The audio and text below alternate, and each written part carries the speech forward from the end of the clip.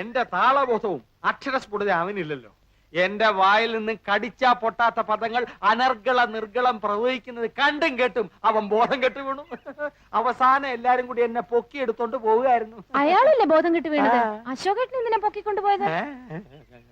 വിജയശ്രീലാൾ ഇതിനായി എന്നെ സുഹൃത്തുക്കൾ ചേർന്ന് പൊക്കിയെടുത്തോണ്ട് പോയെന്നാണ് പറഞ്ഞത്.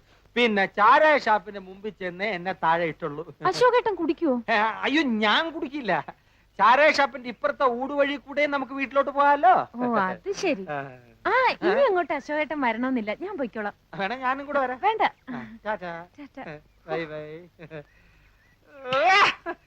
പടകാണിച്ചണ്ടി ശങ്കരി വർക്കലി മാർഗലി ഭഗവതി അടിയനിൽ അലിവോടി നിത്തിരി കണിയണം.